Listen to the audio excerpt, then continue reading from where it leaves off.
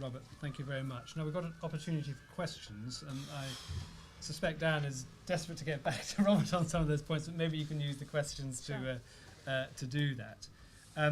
If you've got questions, then if you could just raise your hand. We'll take 2 or 3 at once. Could you say your name, and if you are affiliated with an organisation, then let us know what that is. Gentleman here, yeah.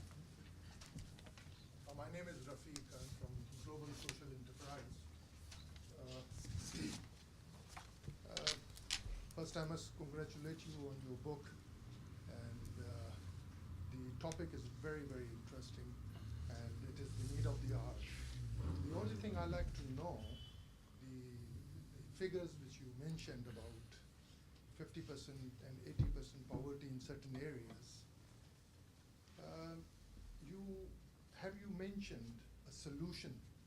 Because most of the people, we are all talking about poverty, but very few people, because this is understandable that governments are doing infrastructure projects which are very expensive and only governments can do it. But the thing is this, that the people we are talking about are grassroots level people, and we need to give a solution because infrastructure projects are very expensive. But the people who are we are talking about, to alleviate poverty for these poor people, we need to have some solutions. So thank you. Yes. There's a microphone coming. My name is Dr. Loko, and I'm from one of the developing regions. And my question to the table is this. It's been generally agreed that corruption is the single biggest impediment to development. And I'd like to know what role business has played, or what business has done in fighting corruption, and the verdict on the role of tax havens in this regard.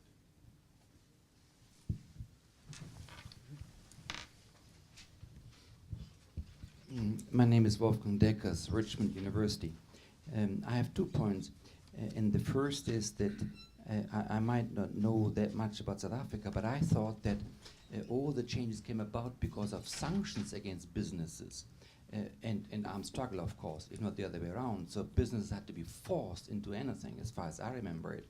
And the second point I wanted to make is that I was very, very surprised to hear that Walmart is good for the poor. Because maybe they do provide cheap food and all these other things you mentioned, but you also mentioned the indirect cost or the indirect influence of business. And as far as I know, Walmart destroys communities and local shops.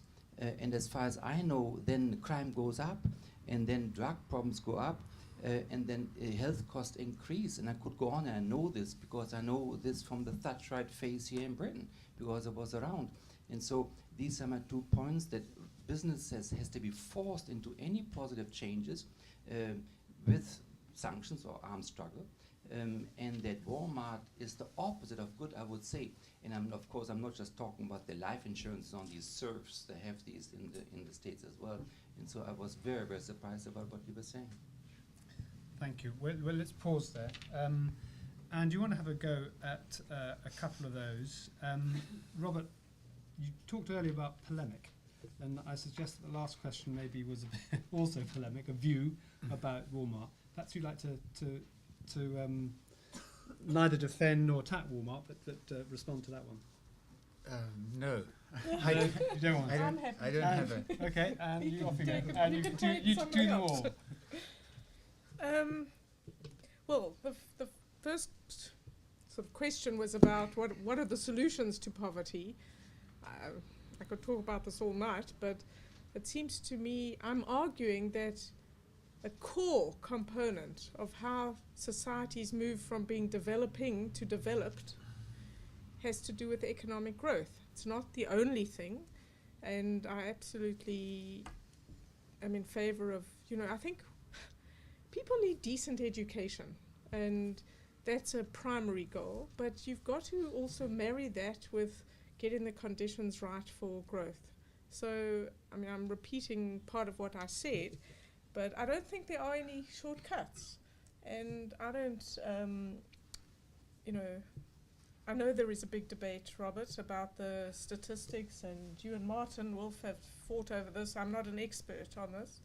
I do know, though, if we look at both India and Brazil, two countries that I'm spending some time in, Brazil has just moved 15% of its population in the last 15 years into the lower middle class. How have they done it? Predominantly through economic growth and their Bolsa Familias program. There's debate about, it's a sort of small welfare program, debate about how much that has contributed. But these two things have led to solutions, people moving out of poverty. And India as well, the Indian government figures, not an expert, the Indian government figures are that they've moved 90 million people out of absolute poverty in the last 20 years. I think that's that's how I see it. But clearly education is absolutely key, and decent education. Let me talk, let me respond to this gentleman. The first point I would make is, Robert, you've just seen exactly the sort of people who I am trying to engage with. I live in a country where there are lots and lots of people who don't share the views that you were saying, who disagrees. Well, I meet them all the time. I think this gentleman would be one of them.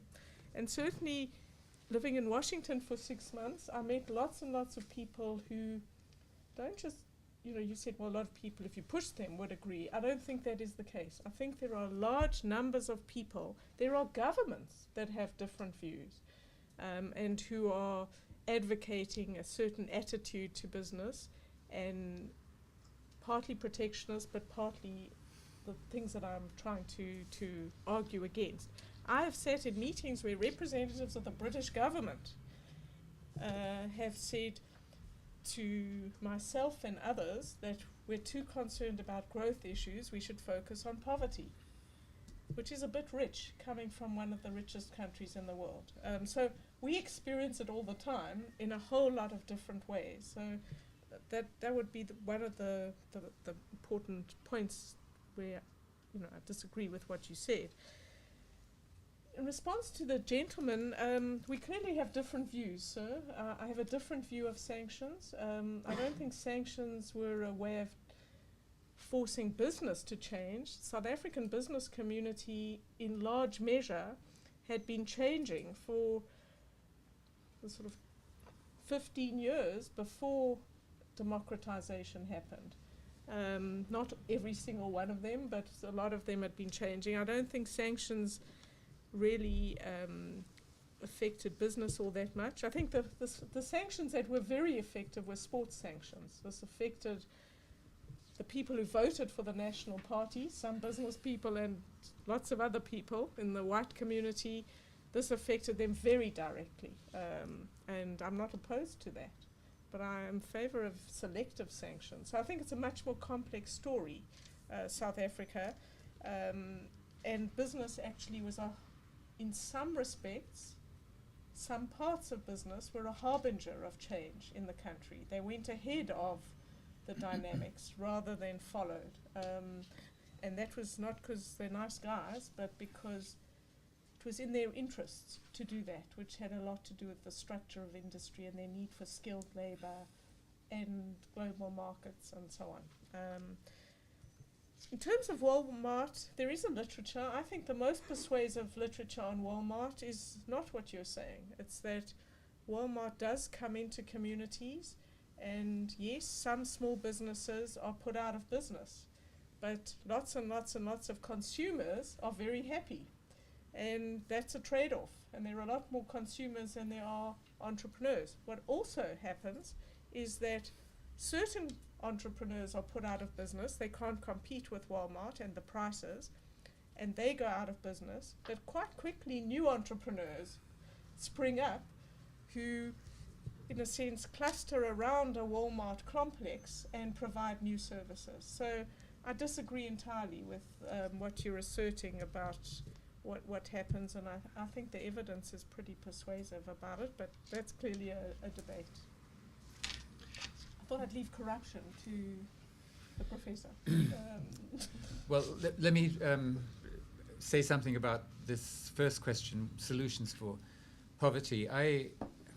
It's interesting to find myself agreeing with some large part of Anne's argument and disagreeing with another quite large part as well. I agree about the emphasis on economic growth and the central question then being how to get labor-intensive economic growth. That may seem like motherhood and apple pie, but actually at sort of operational level, that is a different emphasis than the central emphasis in not just development studies, but in the work of the World Bank, for example, and other such, and DFID and other such development agencies for the past several decades, because this emphasis on how to get economic growth runs against the Millennium Development Goal focus, or the Poverty Reduction and Strategy Papers, PRSPs, Poverty Reduction Strategy Papers, that the bank has made a central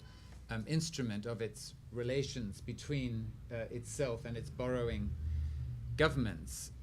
My work has been largely in East Asia, and I'm always struck by how little emphasis was given to specifically to poverty reduction projects in East Asia. The emphasis was on a much larger economic transformation of the whole production structure, technological upgrading across the board, with smart kind of industrial policy, some picking of winners by governments, but a lot of just nudging firms, sort of following the market rather than leading the market, nudging firms to upgrade, to diversify, and so on. And out of that larger process of economic transformation came poverty reduction as a, if you will, a kind of a byproduct. What I would like to ask Anne, maybe you could say something about this. It's to do with the South African automobile industry, because at least parts of the South African automobile industry are world competitive. I mean, there are automobile plants in South Africa that are exporting to the most sophisticated markets.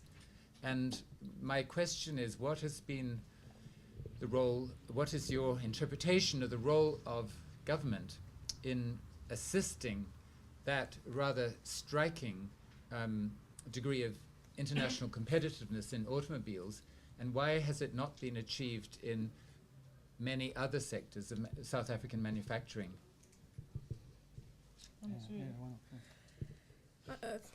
Well, I think that's an important question. Your last one as to why they've been able to do it there and not in other parts. On the other hand, I'm not an expert on this. There is a debate about how much money South Africa uses to subsidize the automotive industry and what we get in return.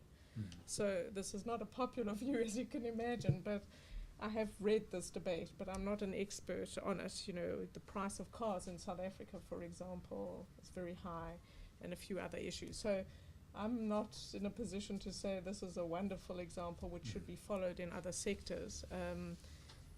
I think, you know, the question of why South African manufacturing is not expanding has a lot to do with the environment for business, and from crime to the complex package of labor regulations that affects employment to a range of other things. I think also South Africa has an uneven state. So whereas at one time they might have devised this policy and it seems to have worked in some respects, the debate about the developmental state in South Africa, and I suspect in many other developing countries, is such that you have to look at the capacity of the state, and the capacity of the South African state is uneven and in trouble.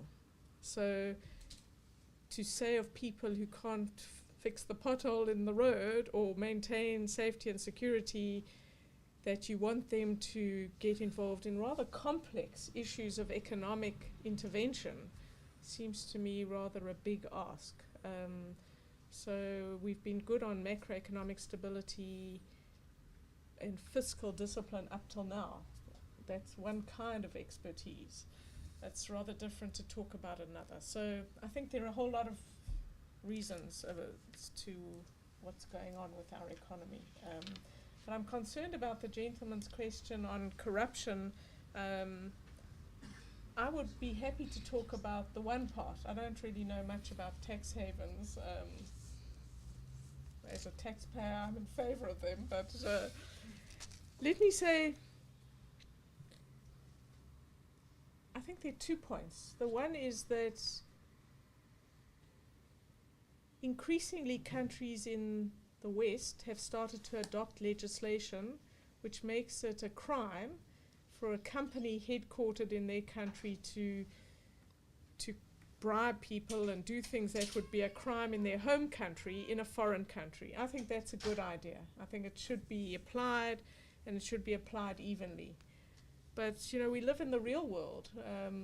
The British government 2 years ago, as I recall, stopped a big investigation into arms deals in the Middle East. BAE systems, and we can all guess why. So I think on the one hand, I'm in favour of richer countries or any country saying that it's a crime to bribe people even outside our borders. I think that's a good thing. I think we need to be realistic about the way the world works, and a lot of the corruption that does happen has to do with a failure, the nature of the state in developing countries, and the nature of, if you like, the social compact between citizens and state in those countries, which are weak or bad or not working, and that's the root cause of a lot of this.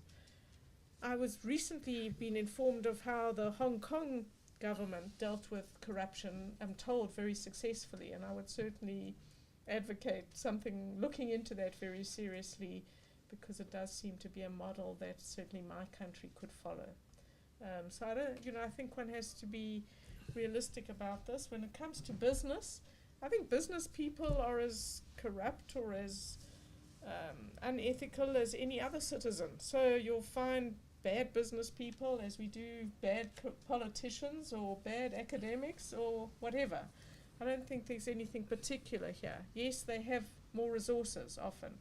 But I think this is a question of governance, and it's a question of dealing with people. And it requires a free press and a whole lot of other institutions that help expose these things, all of which then relate to the nature of the developing society, and underlines one of the points I was making, that a lot of the issues thrown at business often have to do with the quality of the governance in a particular place. And in a sense, business people are going to adapt to that. Now, you can see there are businesses who do not bribe, and I know South African companies, for example, who are very clear about that, and they have made a conscious policy to do that. So I think one shouldn't generalize too much about business in that sense. Just one additional point on corruption. The economic effects of corruption also depend on how the corruption money is used. Yeah. In East Asia, in Korea and Taiwan, for example, there was a great deal of corruption. It was just, it was very common through the 50s, 60s, 70s, 80s. But if the recipients of the corruption use the money, quote, productively, I mean, if they put it into manufacturing enterprises, for example, so that a bureaucrat on a low salary suddenly began to have a name card that showed that he was the boss of also several companies, and especially if these companies were exporting, then how he got the money, people didn't worry about too much. So all I'm saying is, don't just focus on the initial corruption transaction, the buying of something from, say, a public official or politician. Also pay attention to how that money is then used. If it's put into a tax haven and it ends up in a Swiss bank account, that's one thing. If it's put into more export-oriented firms, that's another. Another round of questions. Yes. Dirk de Velde from ODI. Congratulations on the book. Looks very interesting, and I'm looking forward to reading it. I think most of us would agree that sort of business is good for development, but I think that is only the start, and that's where maybe the difference lies with Robert, which is what else can be done to improve the impact of business on development. And here, I think we think about the incidence of market failures and coordination failures. Some would say market failures, coordination failures are not important in empirics, therefore let business do their work and it's going to be all right. But I think on Robert's side, probably, although I might be misinterpreting you, market failures and coordination failures are so important that actually the state needs to do much more and needs to help business develop. For instance, you could say, well, Walmart is not. It might be good for development, but actually a country that is on the receiving end, which is on the assembly side, can do much more with it. It can upgrade. Mauritius is upgraded, Singapore is upgraded, Malaysia is upgraded. So the question is one about what else can the state do, and how deep are these market failures? Second point is about definition.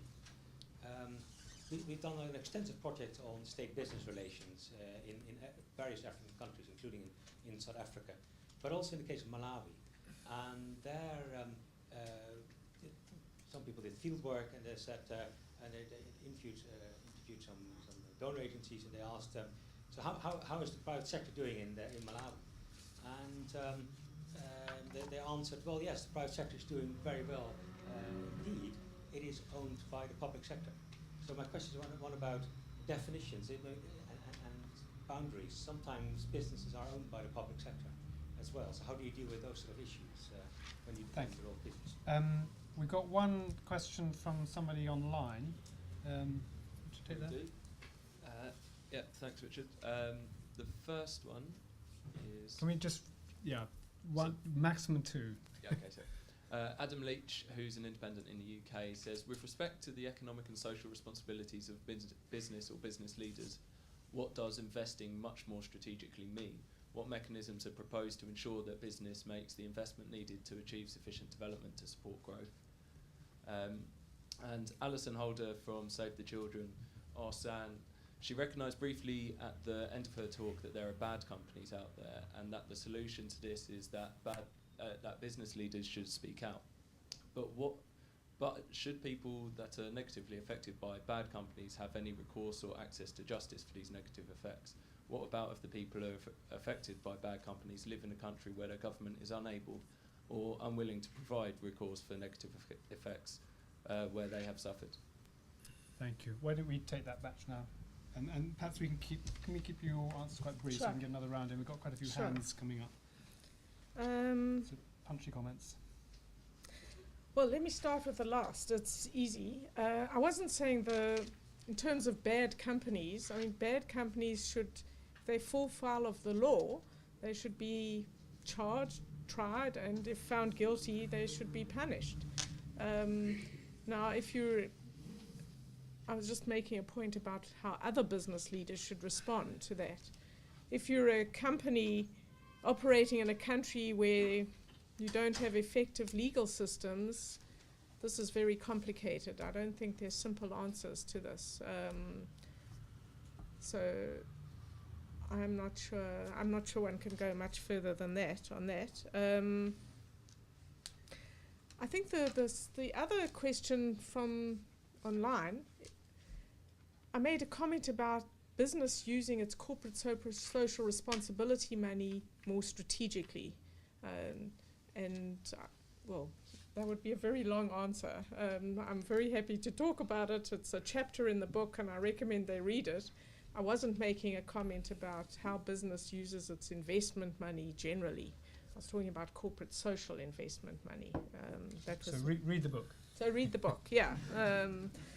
Buy the book and then read the book. I mean, the gentleman from the ODI raises two very important issues. I don't have a quick answer on either of them. I'm not quite sure, your question of does the state need to do more when there's market failure? Yes, I'm in favor of a state, and I'm in favor of appropriate regulation. So yes, I'm in favor of, say, consumer protection laws within reason. This is a big question, and there are a whole range of areas that I'm not an expert on. But I'm in favor of a state having appropriate regulation. What I'm opposed to is more and more and more demands on companies to do all sorts of things that aren't really their business. And I think one has to get that balance right. You don't want to undermine the risk-taking capacity of companies and private enterprise because of this kind of the attitudes that people have and sort of beliefs, you must know every single risk before we do anything. Societies would never progress that way. So I'm opposed to that. I'm also saying be careful when people, yes, of course there's market failure. Be careful when people say we need a bigger and bigger role for the state. A lot of the states I know about, and there are exceptions, are very weak. And actually they would make even more of a mess of it than just an enabling environment. So people who want a bigger role for the state, I think, have to demonstrate states that can play the minimum role. And then I'm happy to talk about adding to that. But when they can't even play their minimum role of defending people and property, which affects enterprises, particularly smaller enterprises, then it seems to me crazy to be asking them to do more and more and more. So that would be my response on that. Can I ask a question, Anne, about global standards? You started off with almost a critique of global standards, and yet you gave an example about collusion on pricing later on, about how those sort of things was probably not a good idea. You talked just then about the role of government, and you talked earlier about how land registration, reliable law, and international standards around certainty of doing business is a good thing. The examples you gave on global standards are mainly about pay. The one, for example, the women in Newcastle. Are you saying that you don't think there should be any global standards? I mean, things like environmental standards, GovDote and a local's question about governance. Can you just expand a bit about global standards? I mean, is there a role for any global standard on anything? Let me, clearly in a speech you have to talk loosely. Let me talk about labour standards because it's the one I know the most about. And this is where there's been considerable debate with some countries in the EU and some American sort of interests pushing for global standards and being part of protectionist approaches to trade policy and so on. I'm a Democrat. I would like countries to debate and argue what the standards should be in their own country. So I'm not saying I'm in favor of terrible standards. I am saying that countries need to develop at their own pace. So standards that have taken Sweden, Britain, Germany sort of centuries to get to should not be imposed on poor countries where the effect of those standards will not be to help the people who, let's say, the good intentioned people or the interests involved in this want to assist, but they actually lead to a reduction of employment. So, and that's what the Newcastle example is all about. We have a minimum standard in South Africa, which comes out of our history, which is part of our democracy. There is considerable debate about that. And here is a country where, because we have such high standards that are totally inappropriate for a developing country, we have a massive unemployment rate. It's not the only reason, but it's a key factor. Would you extend that to environmental standards as well? I would, actually. No, that's fine. There's an answer. I'm on the side of the Indian government in this. Let's have another round of questions. Over yes, gentleman over there. Michael Green, co-author of Philanthrocapitalism. I'm just really struck. I mean, I agree with you entirely. It's ridiculous that so many companies reporting on their contribution to society want to tell us about piddling little charitable projects or employee volunteering. Why has business been so bad at telling its story? and what needs to change? I mean, do we need better reporting standards perhaps so companies tell the real story about what they're contributing rather than this marginal piddling stuff?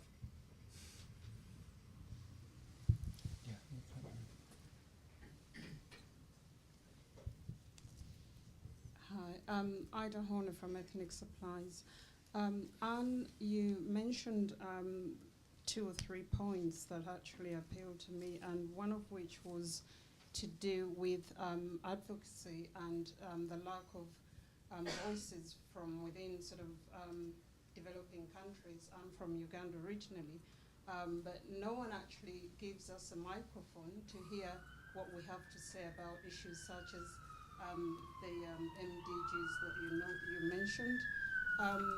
But also, following on from the comment the last person raised, is one of good news, and that raises profiles of countries. So if company A is doing well in Uganda, company B that might be thinking about it may go on the back of that if they've had the environment of transacting business there is ideal.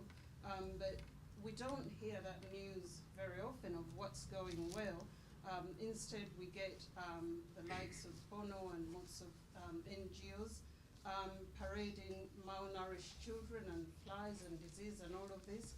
And that's what people know, the general population know about the state of life or being in Africa. And as a business, why would you want to go and work in such an environment? Thank you. And let's take one from this side of the room as well.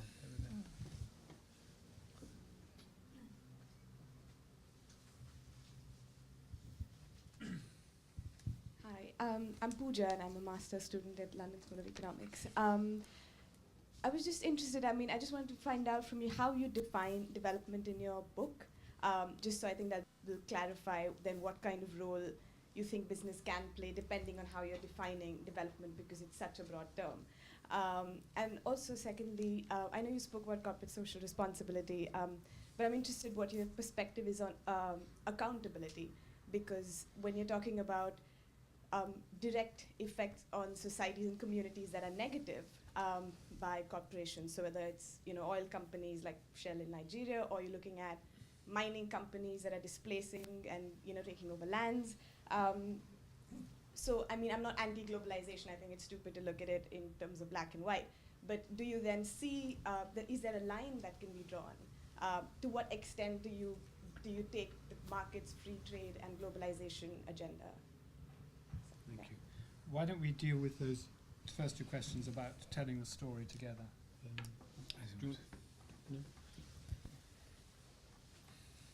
Well, the important question of why is business so bad at telling its story, I think I try and grapple with this in the book, not as successfully as one would like. I think it's quite a complex story. I think we've had a historic disdain for the grubby business of business. If you think of British history, an aristocratic disdain for merchants and so on. So there's a long history of that. I also think that universities have tended to be on the other side.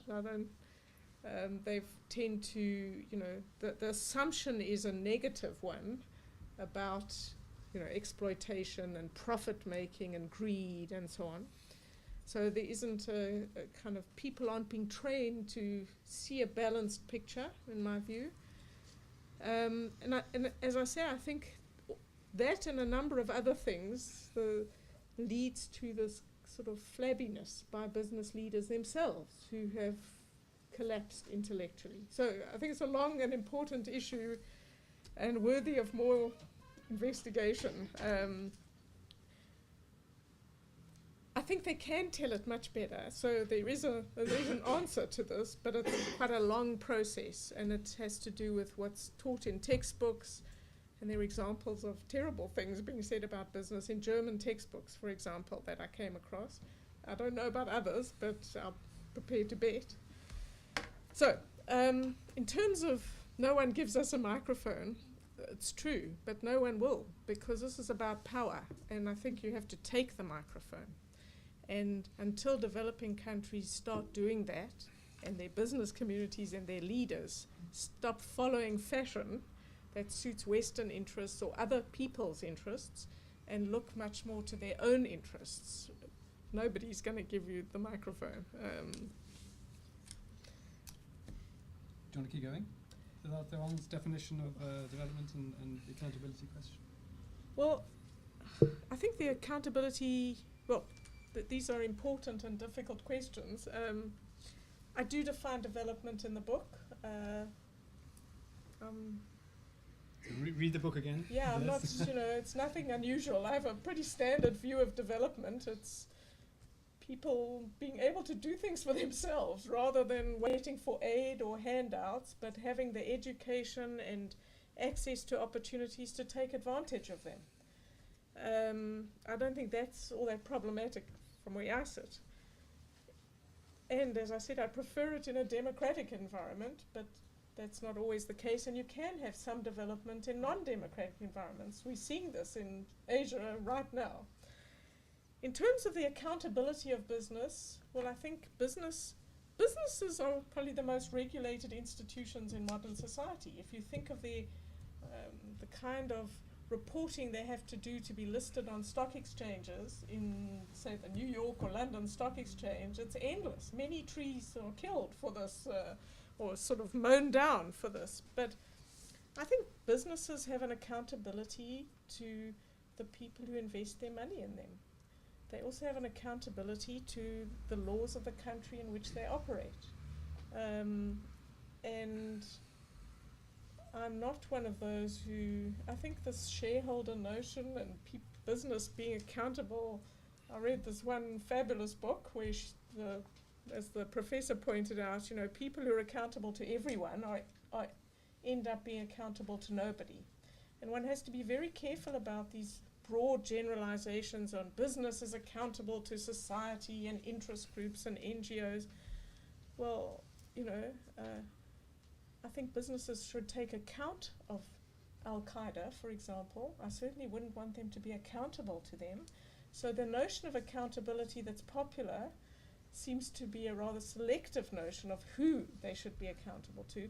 I go into this in my book in great detail. Who exactly are they responsible to if you start broadening it beyond the sort of strict definition of the firm and the laws? Because there isn't one community interest or one social interest. There are many, and people debate about this. That's why we have politics. So to say business must be accountable, well, it's to whom? On what? On what issue? Nobody elected them to anything. And these multinationals who go off to the UN and solemnly sort of, try and pretend they represent business, I think it's outrageous. So I think this is a complex area, and it's not simple, and it's not simple in difficult countries. But to think that unelected NGOs sitting in London should make companies accountable to them is what I'm totally opposed to. Robert, you wanted to make a comment? Yes, this is, I just wanted to mention a case where I think Anne and I are probably on the same side in this. It is just to illustrate how the development industry, and specifically the World Bank, has gone wrong. The case concerns Sri Lanka. In the early 2000s, the new government of Sri Lanka wanted to initiate an industrial policy for Sri Lanka, and it used UNDP to help develop a set of people who would make the early steps in formulating an industrial policy for Sri Lanka in order to upgrade and diversify and so on.